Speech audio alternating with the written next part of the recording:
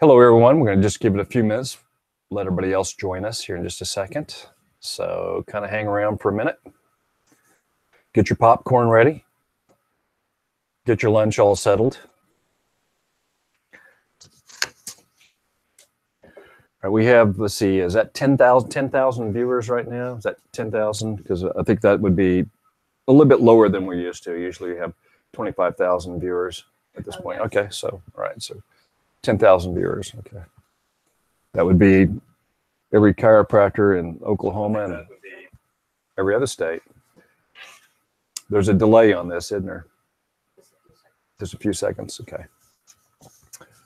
All right. All right, okay. Welcome again, everyone. Series on personal injury tips. Today's topic really is going to involve medical records and how you can present some successful medical records. The laws involving medical records, copying, requesting, privilege, some HIPAA areas involving medical records, legibility. I wanted to, again, remind everyone out there, if you've not subscribed to the YouTube channel yet that we do this on, to please do so whenever you can, because with the subscription, you're able to get updates. You're also able to access the archived videos. So say, for example, today you're not able to watch the whole thing, or there's somebody else you want to be able to see that's not your clinic today. They can come back to this channel if they're a subscriber and then get access to the archived. There's probably, is this 5, 6 of the series so far? 5, so this is the 5th of the series. Some of the earlier ones, we had some technology problems. I think I'm going to probably redo those, and we'll probably redo those. They won't be live, but I think I'll clean them up because there was some technology issues that we've got figured out now. So that being said, let's go ahead and start talking about today's topic. And I do want to remind, if anyone has a question, how does that work, Shelby? And by the way, Shelby, my producer and marketing assistant, Shelby. How does the questions work again? What are they? You just have to sign into your Google account, and it'll be on the right-hand corner, and it says chat, and you just type whatever you need to ask, and then I'll reply. Okay. Or Lloyd will reply. Okay. And again, if you don't ask a question now, you're free to call me at my office. You're free to email me or however you want to get a hold of me, and we'll be glad to answer those questions. Some people just don't think of those questions till later on, but it's important that we have a dialogue going on. And this is something I'm glad to always offer your clinic advice. If you guys have any question involving personal injury or Social Security disability or workers' compensation, not that I practice workers' comp or Social Security disability, I can answer those questions. Personal injury is what I do. I represent people in personal injury cases, have been since 1987, have handled over 25,000 personal injury cases. So there's a great deal of knowledge base I have that you're always welcome to call me and ask me questions. If it's somebody who's represented by another lawyer, if it's a patient who's not represented at all, if it's a patient who needs some help, I'm glad to talk to your patients. I'm glad to give you any information you have on any subject there is regarding personal injury. Okay, let's talk about medical records today, some things that you may know about, some things you may not know about. What is the main questions we have on medical records? One is the copy charges. The copy charges in Oklahoma are set out in Title 76, Section 19. It's a statute we have out there. It's broken up into a few different categories. The first category is the patient requesting records. All right, what can you charge as far as patients requesting medical records? To the patient specifically themselves, it's 50 cents per page. There really is no charge for a retrieval fee or a search fee or anything like that. If you do mail it to them, there can be a certain cost on that. The statute says no search fee, but it doesn't say that you're prohibited from a postage fee. So whatever the postage is, assuming you mail it. If they pick it up, obviously it's a moot point. You won't be charging mail fee, but it's 50 cents per page. That is for paper copies.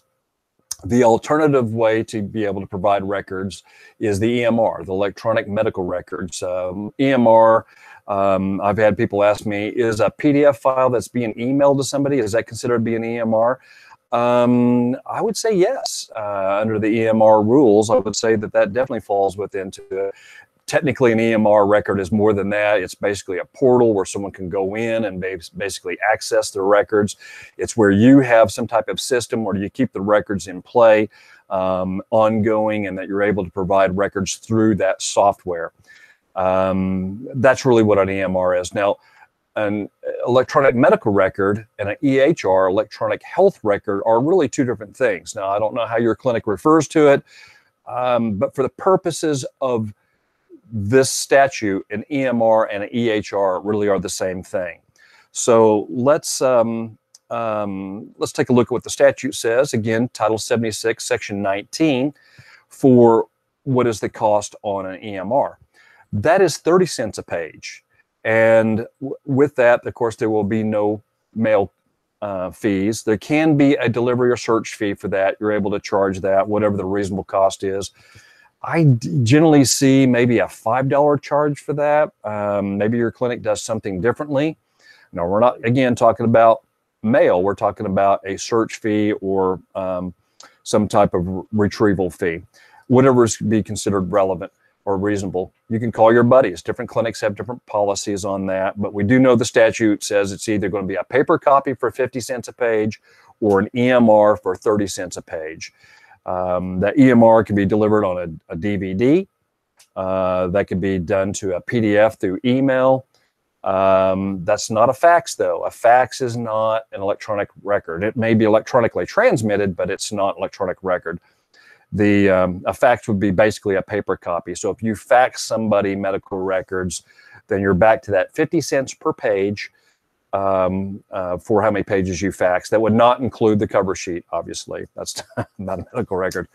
Nor if you include the HIPAA request for the medical authorization that's provided, you really can't charge for that. That's the document that originally requested it. By putting that in the disclosures back to that person, you're really prohibited from charging per page on that documentation. So we're really just talking about just a medical record. A question comes up about itemized billing. Me personally, I think itemized billing is not a medical record. I think the charge for the copy of the bill is probably at some point going to be addressed as being a bill and not a medical record. Now, I guess if the bill contained some CPTs and it contained ICD-9s or ICD-10s, technically it might be able to be called a medical record. So that's something, and we've talked about that in the past, about attaching a itemized bill to your lien filed at the courthouse. Is that a HIPAA violation there? I'll get into it in just a second why I don't think that's a HIPAA violation, but just in the meantime, I wouldn't include ICD-10s or 9s on that. CPTs are okay, but I wouldn't include the diagnosis on the itemized billing itself. That's for a separate subject, but as a side thought there. So again, paper, 50 cents per page. Then we have the EMRs, 30 cents a page, no postage, of course. Then we have a third category of Title 76, Section 19, and that is what if an insurance company or attorney requests those records? Well, that's a little bit different of a charge there. Right up front, there's a $10 charge. So if my office requests records from your clinic in a paper format, that will be a $10 charge because I'm a lawyer. If it's an insurance company, same thing. And then 50 cents per page. There is a cap on that. The statute says that no medical records can exceed $200 in charge. Well, that's basically that's 400 pages of medical records. Hopefully your clinic doesn't have that. That would be a pretty complicated case you're treating there if it did. But I have seen where people have been in the hospital for months and those records do get up around there. It's capped at $200 on that. They can have, of course, a search fee on that as well with an attorney. No postage if it's faxed. no postage if it's emailed. If it's an EMR, an attorney can then request an EMR. That has to be 30 cents a page. And again, there would be EMR, no postage on that, capped at $200. Now, an EMR has to be specifically requested that. You just don't send it out automatically. And so an EMR would be something to the degree of my request to you, or the insurance company's request, or anybody's request to you saying, can I have these in electronic format? So I'm specifically requesting it. The second part of that would be, can you provide it electronically? Not everybody yet is capable of providing EMRs. Now, if you can't, well, then you have to go back to the paper format and just let them know that you can't provide an EMR. Other than maybe you can back it up on a PDF on a CD form or something of that nature. That would constitute as an EMR. And again, $10 for the third-party requester as being an attorney or insurance company, and then you're capped at $200 on that. The interesting part I run across on personal injury cases is medical records sometimes can be a challenge. That challenge comes in a lot of different forms. It could be in a sometimes the clinic or hospital or medical facility says my authorization doesn't comply with their HIPAA requirements, which is, it comes up from time to time. HIPAA laws change, and so sometimes there may be a tweaking of my request. So be sure to look at those requests that you're getting from these places. Make sure that in your experience they do comply with the HIPAA requirements of an authorization. That's really subject for a separate seminar as to what is a separate and what is a lawful request being made. But generally, it's going to have obviously the patient's signature. It's going to be dated with a recent date from the patient or the patient's representative, which incidentally, when it says legal representative on those HIPAA requirements, on those HIPAA authorizations, a legal representative is not a lawyer in the HIPAA form. It is the person that has the capacity to order those records on behalf of the patient. It's their proxy. It could be their parent. So that your patient might be a child, and so it would be the parent is the legal representative who is able to order those records. A person may have a healthcare proxy. It may have advanced directive to the physicians, which allows for a healthcare proxy. Or may be a durable power of attorney or a power of attorney that makes that person a legal representative in order to be able to order those records. A legal guardian appointed by the court also would be a legal representative. So it's not just the patient who can order that. It could be the patient's legal representative. Just for clarification, it's not the lawyer. A lawyer is a legal representative, but not in that format for HIPAA authorizations on that. There is a statute also, as we just been talking about, Title 76, Section 19. There's another statute, Title 76, Section 20. And Title 76, Section 20 makes it a crime to refuse providing records to a patient. What is a refusal? Well, a refusal can come in a couple of different degrees. One, it could be just a flat out, I'm not going to give you the records. So if you've been presented with a proper HIPAA medical authorization to disclose records by the patient to certain people, and you refuse to give those records or make your records available for viewing, then it is a misdemeanor. Now, the statute's silent as far as what the crime is on that, but all statutes we know that are silent as far as misdemeanor crimes. There's a default of no less than $100 or no more than 30 days in jail. Kind of scary when you think about it, but there's a different form of a refusal that we need to talk about, that there's some legal principles beyond you just saying, I'm not going to give them. And that's silence, a failure to respond. If you receive a request, the law allows you 30 days to provide those records to a proper request. And that could be 30 days from the time you're paid. In other words, you may require prepayment of those records before you disclose those records. That's fine. So basically, it's going to be 30 days from the date that you're able to calculate what the cost is going to be, and that you provided those that invoice for those records to the requester. figure on about 3 days if you send those your invoice to them by mail. At 3 days, from 3 days to 30 days, that will be your window of providing records. Let me back up from the day you get the payment. That'd be 30 days from the days you get payment to provide those records. Otherwise, you could be held in violation of Title 76, Section 20, which makes it a misdemeanor for refusing to provide records. Refusal is also what they call tacit denial. A tacit denial is where you don't say anything. You respond back within 30 days. That's a tacit denial. That's just as good as you saying, I'm not going to give you those records. It's a refusal, but it's a refusal done in a very passive way. You've just failed to respond back. You get into an evidentiary rule like, hey, I didn't get the request. Hey, you didn't pay me the monies, those sort of things. But once you receive the payment that you've invoiced somebody for, now, what if you just don't invoice them? Well, that could be a problem too. If you receive these requests and you just don't invoice them, that could be considered a tacit refusal as well, and that puts you in violation of Title 76, Section 20.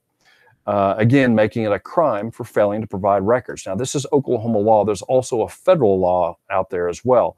The federal law is a HIPAA violation, and the HIPAA violation is different than our state statute. It's a federal statute.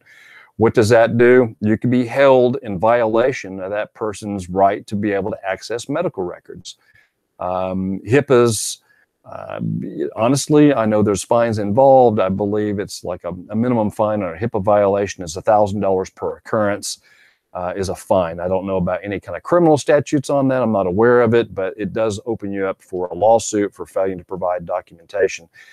And the Office of Civil Rights and Human Affairs, I believe the local office for this region in Oklahoma is Dallas. There's got like one person who investigates 8 states.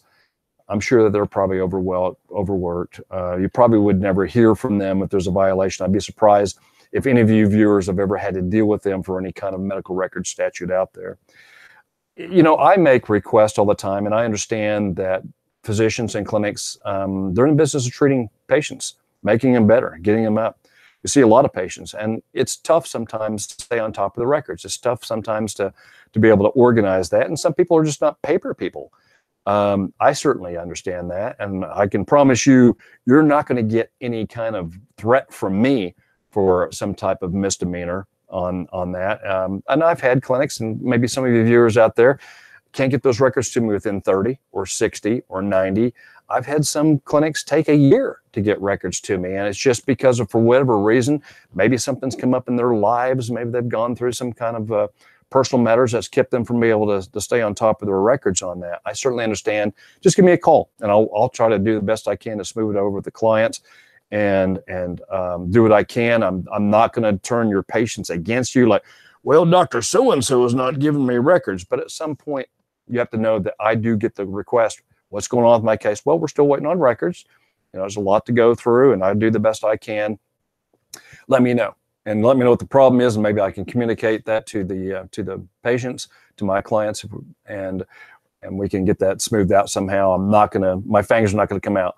Other law firms, I can assure you, you may be threat of subpoenaed, threat of violation of Section 20, threat with HIPAA violations. You are the expert witnesses treating your patients who I may represent. The last thing I want to do, if you're my expert witness, is get cross with you over some kind of medical record issue. We're a team, and that's what we're going to have. And so we'll work out these problems as that's concerned. But I think it's helpful that you know that there is a law out there, and I think it's helpful that you understand that there are things that we can do to get these things expedited quicker, and maybe something I can do, maybe some information you need from me on that. Okay. If any of you guys out there are 5-star subscribers out there, I want to give you a copy of Title 76, Section 19. Let's see, we'll send you, being automatically a 5-star subscriber, we'll send you a copy of that. If you're not a 5-star subscriber, in the email for all these series tells you how to become a 5-star subscriber. And if you have any questions on that, feel free to call the office. But you get all kinds of documentation sent to you from these seminars, and it's really helpful information on that. I got a copy of this statute here somewhere. Um, Right here. oh, okay. Addison, my niece, has a copy of law right here. Addie, can you come here and bring me that? You want to say hi to everybody? Addison, my beautiful niece. Anything to say to the 10,000 people that are watching this right now? I think it's 7. The truth comes out of the mouth of babes. What can I say? Well, thank you. All right. So I've got a copy of Title 76, Section 20, or Section 19, and it provides reference to Section 20 on here as well. You're free to get a copy of this. It goes through all the charges and it summarizes what you can have on that. It's good to have a copy of this in case somebody tries to buffalo you that you are not complying with Title 76, Section 19. I'll give this to you, Shelby. Somebody go ahead and get those out to the first. And again, if you have any questions on how to become a 5-star subscriber, just feel free to call my office or just look at the emails that you get on the notices for these seminars on this. Moving right along, we have, here's an interesting thing, and probably more of you guys knew this than I realized this. In researching this subject for the seminar, I ran across the right to amend, and it's kind of interesting that the patient has the right to amend their medical records at any time. Why would a person want to amend their medical records? Well, one, they may disagree with your findings, and the patient wants to have their say-so in the chart. There may be something that they want to add in addition to what the chart may not be saying. Now, we understand SOAP notes are going to be based on your style, based on what you guys do, based on what you know, based on the history provided by the patient, based on your findings, and everything that transpires from that point. But there may be something out there the patient wants to, that they feel is relevant to get into the record. Why would it be relevant? Well, let's just talk about personal injury records for just a second. Personal injury records are something a little bit more unique than just medical records. Why? Because we want them to be persuasive, because they're going to be a piece of evidence presented to an insurance company for them to review. What the insurance company is going to do with those is they're going to attack them. All right. So they're going to be looking for, one, legibility. Can they read your records? And if they can't read it, really that kind of opens you up for having to explain further. And sometimes that's not a bad thing, but most times having to explain the medical records beyond, because you may not remember what happened 2 years ago, 3 years ago, based on a little chart note that may not be legible. If you're ever deposed in a personal injury case, or even a workers' comp case, for example, if you're ever deposed on it, if the people on the end reading those records can't read it, you're going to be having to explain what that means. In fact, if you're ever in a deposition, basically you're asked line by line in your medical records what it says, what it means, for whatever modality you did. Why did you do that modality? So if it's legible, and my handwriting is horrible. You can ask Shelby. I type my intakes because no one can read my handwriting. So I get it. But if we can just at least be in the mindset that if it's a medical record that someone else is going to see, it should be legible. And typed is even the best way to do it if you've got time. Obviously, handwritten, neat handwritten records, or having a one of your staff members in your clinic be able to write them if they've got better handwriting. I will do that myself. If I'm taking notes inside a client meeting, I'll have one of my legal assistants there who has a lot better handwriting taking notes for me. It just works, but legibility is key on that.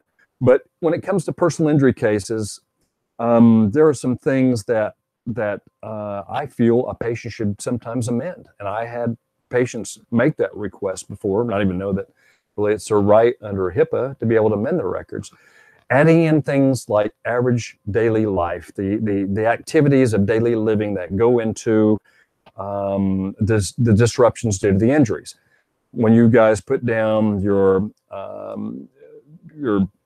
pain scales and you're asking the patient, hey, Mrs. Smith, since the last time that I saw you, on a scale of 0 to 10, what is your pain level today?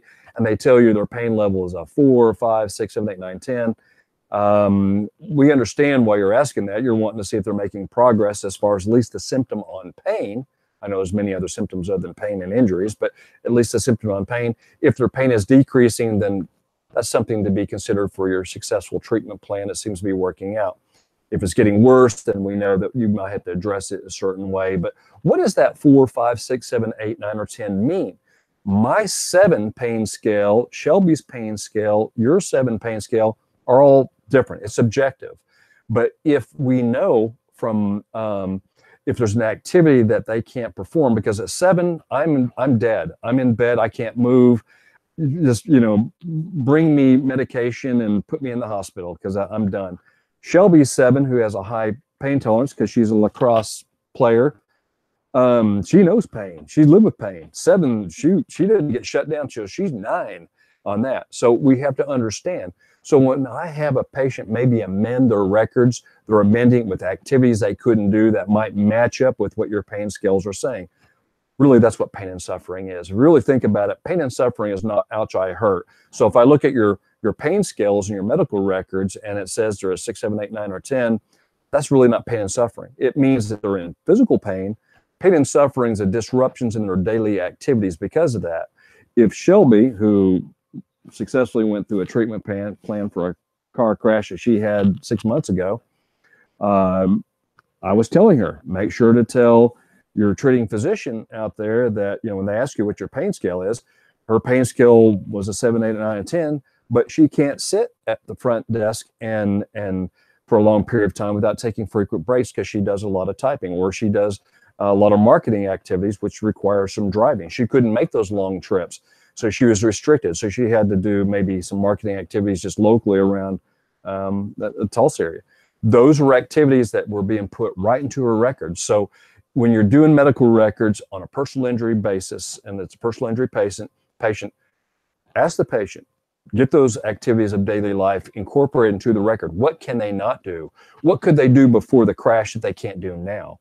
And use that maybe as also as a gauge as are they healing? Are they back to pre-collision status as far as activities? If I don't see them, I'm probably going to start having clients amend. They're going to just do a journal, have it put in a chart, and then it becomes a formal piece of evidence. It's no longer, kind of loses its subjectivity of just the patient doing it itself. Now it's in the chart, and now it's something that you have access to take a look at to maybe like, well, okay, that makes sense, Mrs. Jones. Obviously, you were playing tennis before this crash, and for the last 6 months, you've declined all these invitations to go play tennis, or you've missed a scholarship because of not being able to play tennis, or you can't play golf, you can't go fishing, you couldn't take that vacation out to Branson, you couldn't ride the roller coasters. As you remember in the previous discussions, insurance companies routinely look at patients' Facebook. They troll them. They troll Facebook, Instagram, Twitter, whatever they have. They're looking for activities. This is something they are trained with. These millennial claim representatives are experts at social media. Just ask Shelby. She is my social media expert and has a degree in social media. She's a professional troller. She knows how to troll. And we troll the defendants as well. But that's what they're doing. So bear in mind the activities of daily activity. It goes into the medical records, very successive component. If you walk away with anything today out of this webinar, it is to be able to put as much activity of daily life into their records as possible. It is super important because it goes towards pain and suffering. Pain and suffering, again, is not 2 times the medical bills, 3 times the medical bills. It is based on each person's disruption in daily life. That's a person who never misses a day of work, never misses school, never has any kind of restrictions at work, no lifting restrictions, no light duty restrictions based from your medical records that you put in there, allegedly put in there. A person who doesn't have that is going to have a very small argument for pain and suffering. So your medical records lay out the basis for legal argument that I make when I'm shaping the strategy, making a legal strategy. What's in your medical records are important. Now, that brings me to the point when there's a lawyer involved in the case. I hear a lot of times I'm talking to the clinics and I'm saying, hey, I just got your medical records. I got some questions. And they go, well, we just sent those to you. And we also sent a copy to the insurance company. Whoa. Never send copies of medical records to an insurance company when a lawyer is involved in the case. By just the fact that the lawyer is in the case, developing the case, building strategy, we're revoking the insurance company's release. Maybe we need to tell you that. Maybe I need to put that into my request. Put a big stamp on there. Insurance company release revoked. Whether it happens before an attorney getting involved in the case or whether it happens while the attorney is involved in the case, unless that attorney is given permission for other people to view those records, we're keeping that privilege of whatever you put in your records and what the patient says and what we say. We're keeping that privilege. It's privileged evidence. We do not have to disclose anything. Now you're giving it to me, but that patient is only given permission to let me take a look at it. So we have that privilege. If something comes up and I take a look at the medical record and says, oh, Mrs. Smith, she went to Branson and that's why she missed the medical treatment. That's why she missed your appointments for a couple of days. And I look at that. We may want to word that differently. For example, was she riding roller coasters and log rides and having fun in Branson or wherever the trip she was? Or did she go there with instructions that you gave her about some type of home exercise therapy and for her not to do any activities at all? And the evidence from the patient is she didn't. She went there with the family. She hurt. She got through it. Wasn't a fun experience, not a fun vacation at all. That's a much better answer and to have that. If I was to give that to the insurance company without any kind of involvement or change or amendment or something like that, the insurance companies will take that little anthill and make a mountain out of it. Oh, she went to Branson. Yeah, we're not going to pay any pain and suffering from that day. In fact, we're only going to consider her treatment after the day she's riding roller coasters, which, we think that she did. That's what happens. They look at your records line by line. Sometimes that's when I wish it's not legible, but unfortunately I get the phone calls from the insurance company. Hey, Lloyd, we're reviewing the records. You submitted demand here. We see that there's a subsequent event where that we're not going to consider any treatment beyond that subsequent event. Another thing too is in medical records, previous history. If a patient has a previous relevant history, if they have a previous neck injury they've been treating you for, and it's relevant to their treatment plan now, it needs to be discussed. Insurance companies it just kills a case. If they pull up an index on your patient and saw that 6 months before this accident here, that you treated them, or they were treated somewhere else for a neck injury, and here they are back again, and there's no mention of them in your records, they think we're trying to hide something. So if the patient didn't disclose that to you, they need to disclose it to you, and then you can just sugarcoat it like, hey, yeah, I saw the patient. They were released. They were fine. Hey, then we get into how was life before in the medical records versus how was life after. So the medical record would hopefully show in the previous case, which we know is going to be requested records from the insurance company to take a look at that pre-existing condition. Hopefully it showed that their injury resolved, or it may have not been too much, or they returned back to pre-accident status. That way on the second accident, say, hey, look out, they were released. The second accident set them back and they're worse. They were even predisposed because of the first one. I could work with that, but I can't tell you how many cases I've had where the patient failed to disclose when they were asked specifically that question, have you had any previous, problems with your neck? And the patient doesn't disclose that.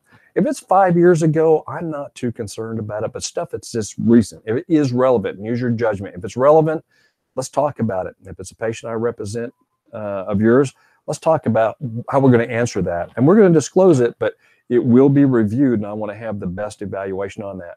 That's something that not just me, but all lawyers like to see as far as medical records is full disclosure.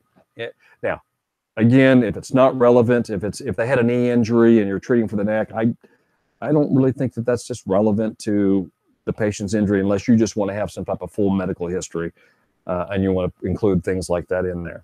Or you have a form that you give your patient and they put that in there. Maybe your staff should tell the patients when they're filling that out that really looking only for relevant stuff.